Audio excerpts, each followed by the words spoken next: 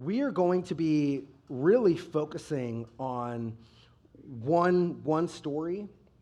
It's in Joshua chapter 6. We're going to be in like chapter 6, chapter 7, but right around there in the Old Testament in Joshua.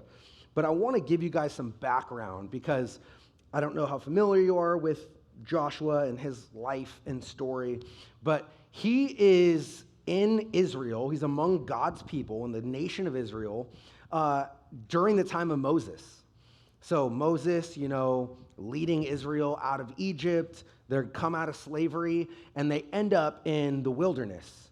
And all of Israel, all of God's people, God is like leading them, providing miraculously for them left and right.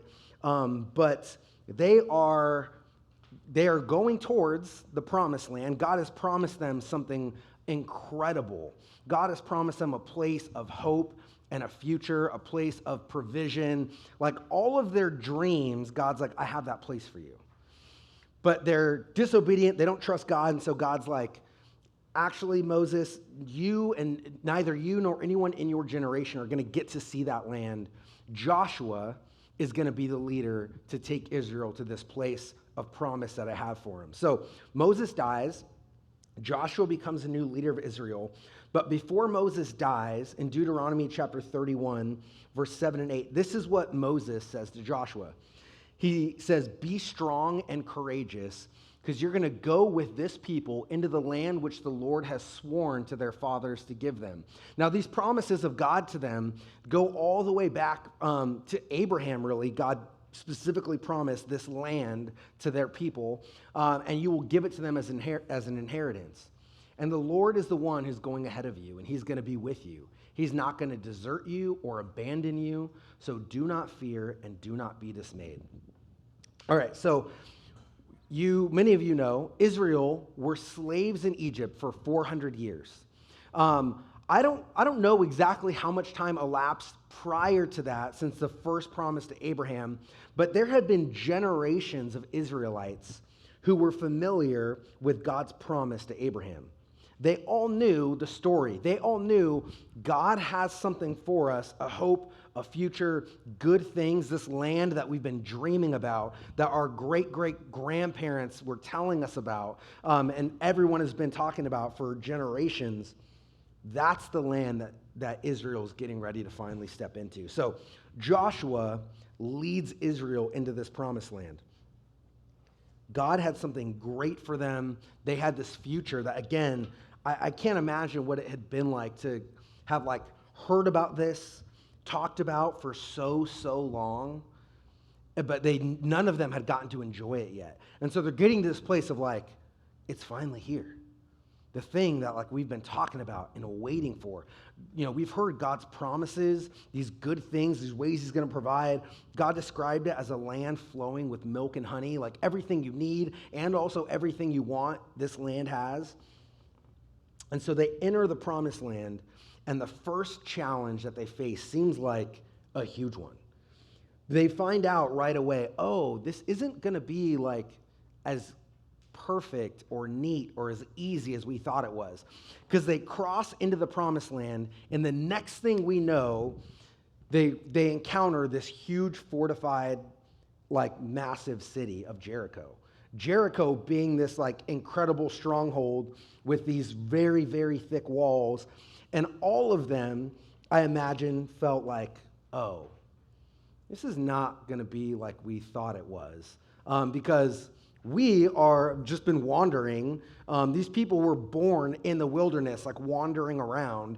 I don't know that they had trained warriors. I don't know that they had the kind of things that you need to enter a war and be in combat with an established place. So all of a sudden it's Jericho. God actually describes it. They're described in the Bible as a city of valiant warriors. So Jericho's no joke. And even God's they're no joke. They know what they're doing. But a lot of you guys know the story of Jericho. We're not actually talking about that tonight. God miraculously, literally just collapses the walls of the city. And the city's thrown into turmoil. A bunch of them end up killing each other, and Israel has victory over Jericho. It's an insane miracle. And it says after that the fame of them was spreading throughout the land. Everybody's like, oh, shoot, did you hear about Jericho? Yeah, Israel just destroyed them like with nothing. And so Israel is feeling really good at this moment. They just had this insane, miraculous victory. Those promises that they've been waiting on, it's like God's doing it. It's happening. Like, look at what he's doing. And I imagine that they're just stoked. Like, it's got to feel pretty good being that person who knows, like, without a doubt, like, God has our back. Their chest is, like, puffed up going into whatever other battle because they know, like, God has our back. So in that, though, God says something to them in Joshua chapter 6, verse 17 about Jericho. He says, the city shall be under the ban. It and all that is in it belongs to the Lord. And in verse 18, he says, but as for you, you only keep yourselves from the things under the ban, so that you don't covet them and take some of the things under the ban and make the camp of Israel accursed and bring trouble on it. Okay, here's what God says. I'm going to destroy this city for you. I'm going to give you victory, but don't touch any of the stuff in the city when you take it over. God's like, I'm going to destroy it. I'm going to give it into your hand. But I think what God wanted is he's like, I don't want you to be like the other nations who grow and get power, prestige because of the things they take from the nations they conquer. God's like, I want you to understand I'm going to provide for you. I'm going to do everything that you need. I'm going to be your source. So you don't need their stuff. So God says, when he says that these things are under the ban, he's saying all that stuff's off limits to you. Don't touch it. Be careful. Don't take any of it. He says, otherwise you'll make the camp of Israel curse, bring trouble on it.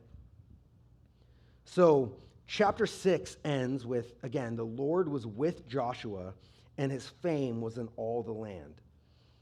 Again, every other city knows about Jericho. Jericho is a boss. And everybody else hears what happened to Jericho, and they're like, oh, shoot. Like, Israel's no joke. God really is with them. Like, look at what God did to Jericho. Every city knows that could easily be us, probably more easily than it was Jericho. His fame was in all the land.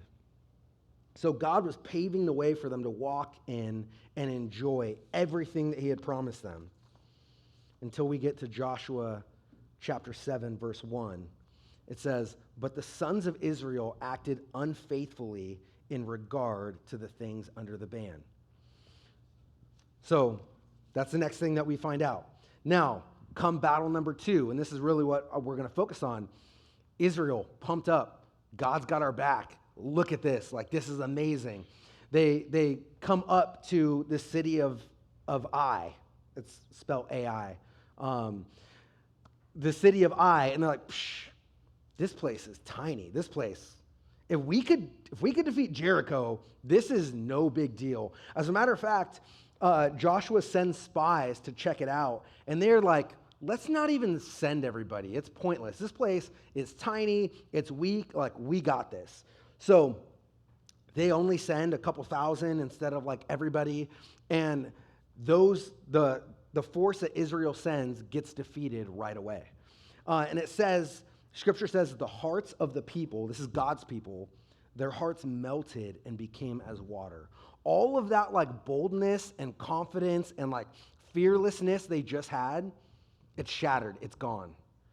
Because they just witnessed themselves getting wrecked in a situation that they thought, this should be no problem for us. We got this. God's made promises to us. He's leading us somewhere. We're good. And all of a sudden, they're faced with defeat, and they're like, oh, it's not what we thought.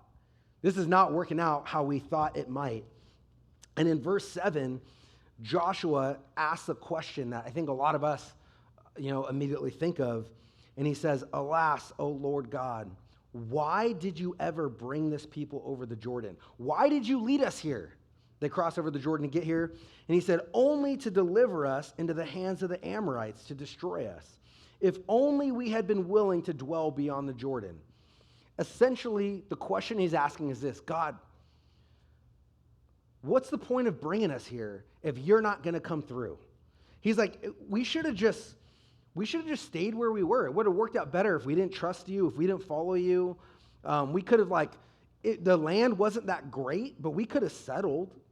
We could have just tried to hang out where we were before, rather than being in this position where you're not coming through. And in verse 8, he says, "O Lord, what can I say since Israel has turned their back before their enemies? We ran away. God, what do I do with that?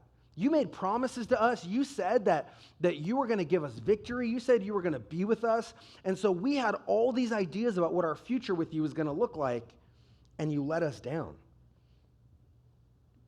Now we can't do what you called us to.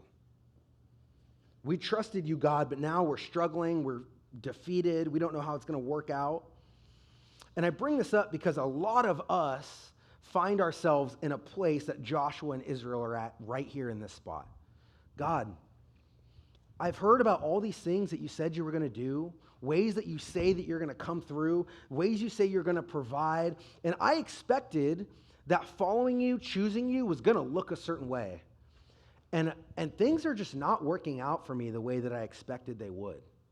Why do I feel defeated? Why do I feel stuck? God, why am I not having victory in the areas that I should be having victory in?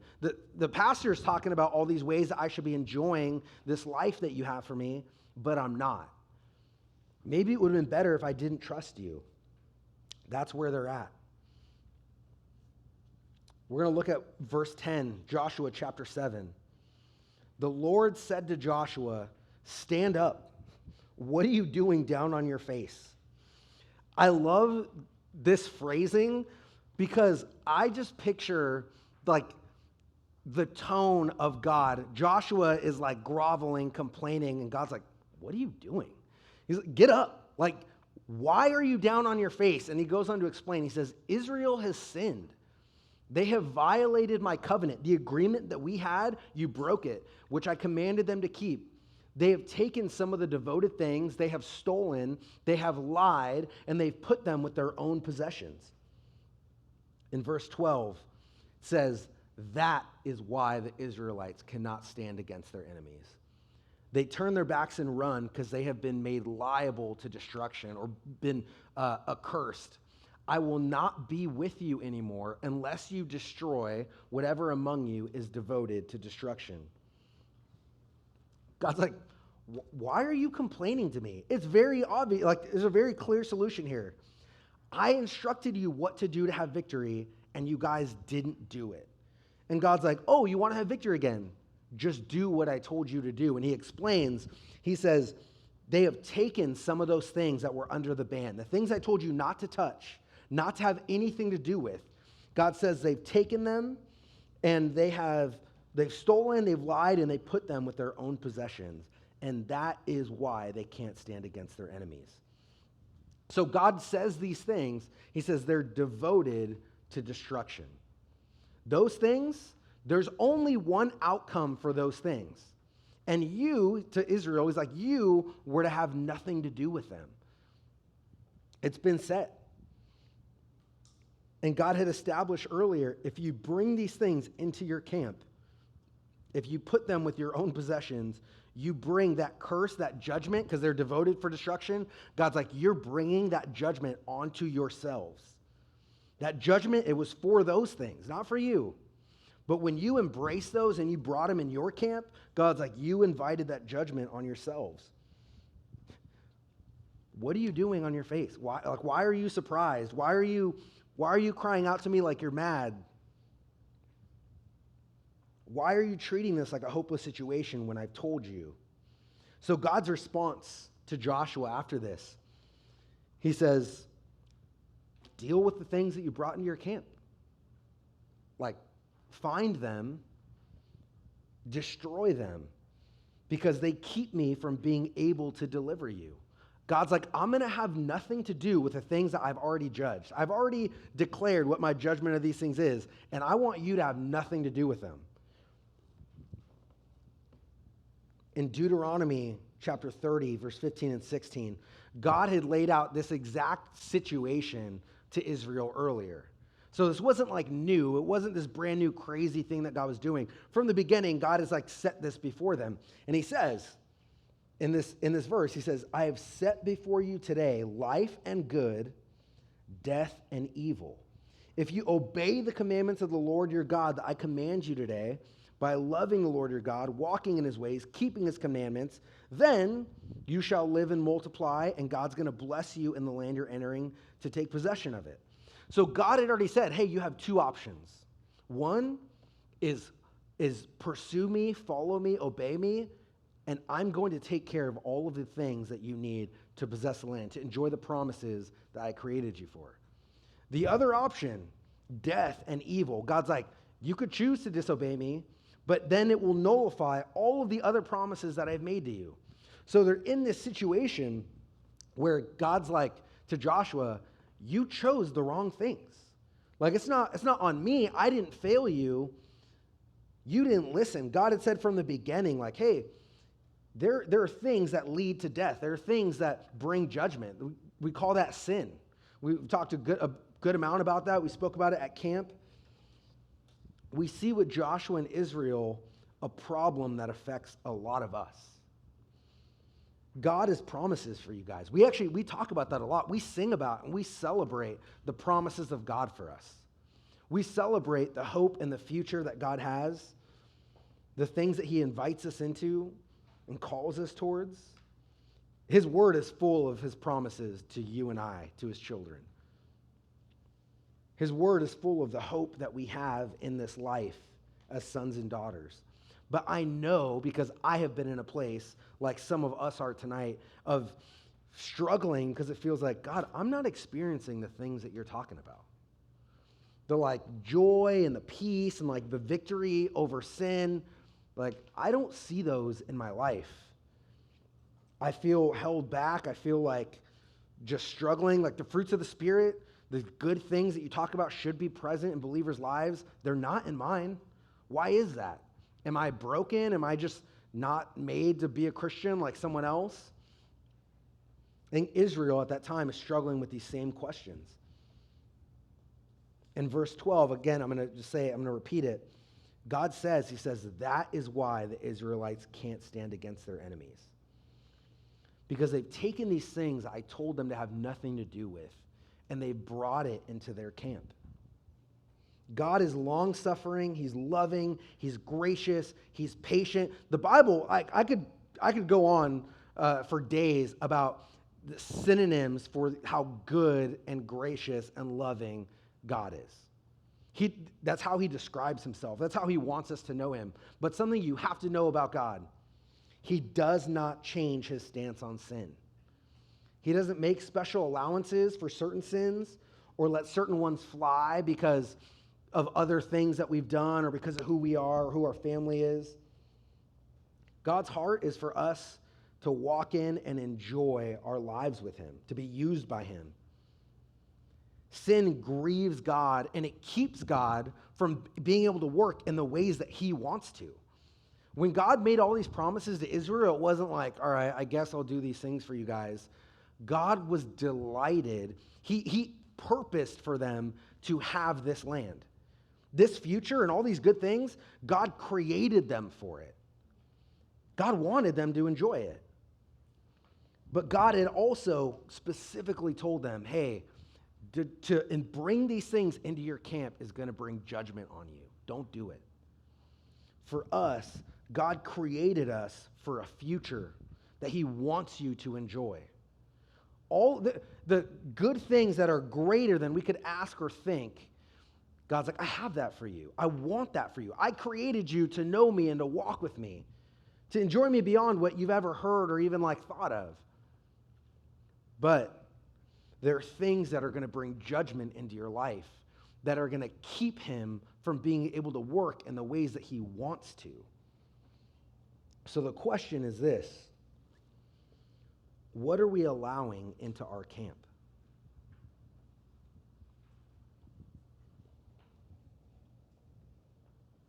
Your camp is your life. What are the things that you're allowing into your camp. The things that we think are hidden, the things that we know God has said, you should have no part of that. I have something better for you. The things that God said, like, you shouldn't look at that because it's hurting the good that I've intended for you. The things that God said, like, you shouldn't be doing that with that guy or girl because you're hurting yourself and the relationship that I want to bless you with. The things that God said, like, you got to let that go because it's going to keep you from experiencing what I have for you. And there's so much more. I pray and trust that the Holy Spirit is going to speak to you about maybe some of the things that you're allowing in your camp that God has said, hey, this is going to bring judgment on your life. Don't do it. Keep it out. Destroy it. Get rid of it. Israel enjoyed, in Jericho, they enjoyed what was just the favor of God.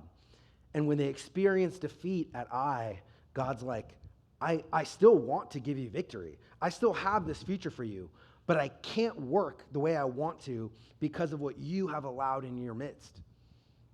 And I want to just say this, that's not to say that anytime any of us ever struggle or feel like God's distant, that it's automatically because there's sin in our life. There's times that God works and moves and like withdraws himself to help us grow and pursue him. But I will say, in my experience, just doing high school ministry and mentoring and talking to many of you, most of the time it is us. Most of the time it is something in our life that is getting in the way. The conclusion of Joshua chapter 7 is Israel searching through their camp. And I just can't imagine like this scenario. They're going like group by group throughout the nation, and God is revealing to them like, nope, not this group. Nope, not this group. Yes, this group. Then they take that group and they're going like person by person, and God's like, hey, not them, not them. Yep, them, that family. They bring that family forward. And all of Israel is like watching this happen. And if you're that person, or if you are those people who stole that stuff that you were not supposed to steal, like, what are you thinking or feeling as the whole nation is like searching for who did it? Who's responsible for this? Again, they had some of their people got killed in this defeat. And this person or these people know, like, that's our fault. And so they're bringing them forward, and eventually they find Achan is his name. And he and his family are responsible. And Joshua asks him, he's like, tell me. God already like revealed, hey, it's them. And he's like, tell me what you've done. And he's like, we saw some really beautiful, valuable things, and we just didn't think anyone was going to miss them. And so we took them, and they're buried underneath our tent. They're down in the ground. Like, again, they were very thorough. And I think if you're them and your stuff is buried underground where your tent is, you're not worried about anybody like stumbling upon that or finding it. You think like you're good. You've gotten away with this. And they found they didn't. And I think it's this interesting picture of Achan. Like, he knows he can't be open about these things that he has hidden.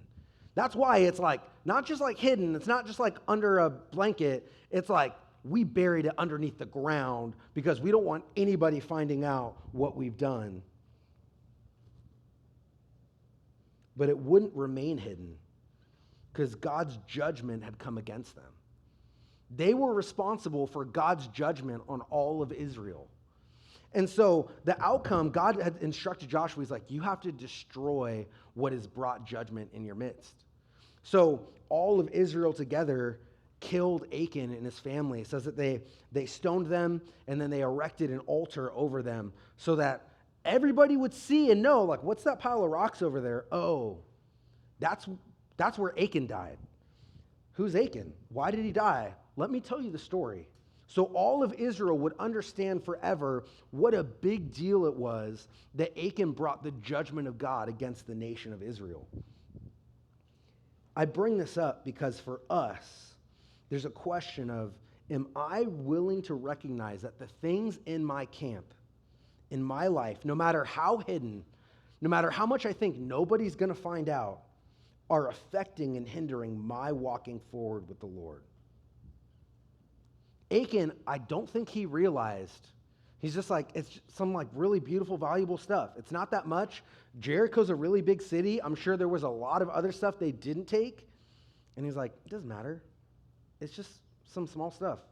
And it's just us, and it's going to be hidden, and no one's going to find it. And it brought God's judgment on them. And again, I don't think Achan was like, I don't care about Israel. I hope you all die as long as I get my like shiny stuff. I don't think that was his attitude. I think he genuinely thought, it doesn't matter. No one's going to care. God's not that concerned about this. He's probably concerned more about other like bigger, crazier things. The things that we are willing to let in our camp, in our life, that God has explicitly said, you should have nothing to do with this. I can't expect that God's not going to care, that it's not going to matter, that it's not going to affect my relationship with the Lord or my life with him. Achan found that out. All of Israel found that out, actually.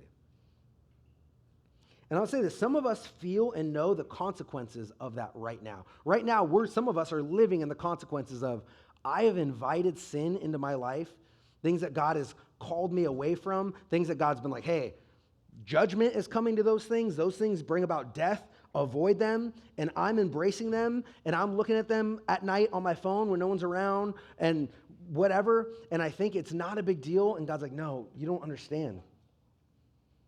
I have to judge those things. I've already declared these things are going to be. I've already declared I can't bless these things. These things under the ban, God's already like, he had already told them, I can't move in your midst if you bring these into your camp. And that's not to say, again, God's gracious and long-suffering, so I don't want to scare us like, hey, if you mess up, God automatically like abandons you. That's not what I mean. But there is a truth here, a principle of the sin I allow in my life hinders me from walking in the things that God's called me to. And lots of Christians experience frustration like Joshua of like, God, what are you doing? Why aren't you working? Why am I not enjoying the things that you said that I was going to enjoy? And very often it's because we've allowed things in our camp. And the answer is the same, just like it was with Israel. God's like, you need to destroy that. You got to get rid of that. You got to expose that. Because as long as you think it's hidden, as long as you think you're good, like it's going to affect your walk with me. It's going to affect you enjoying what I'm calling you towards.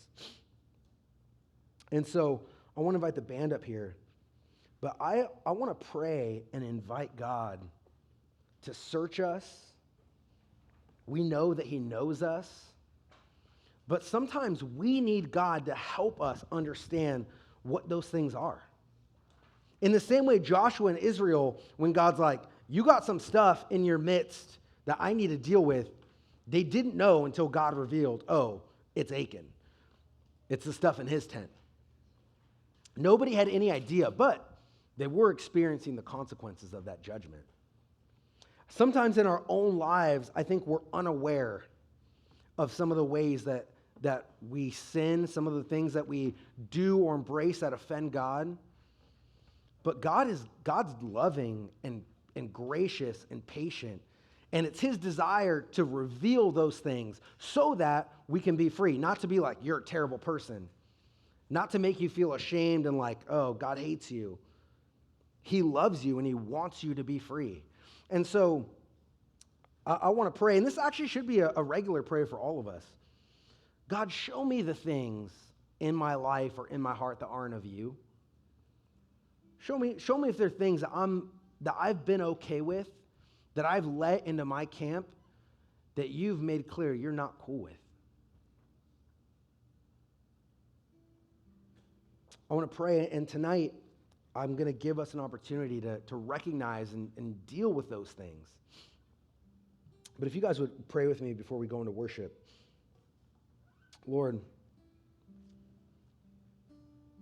in this story, we see ourselves, a people, God, that you love and are committed to, us, people who you've made, Lord, just generous, incredible promises to.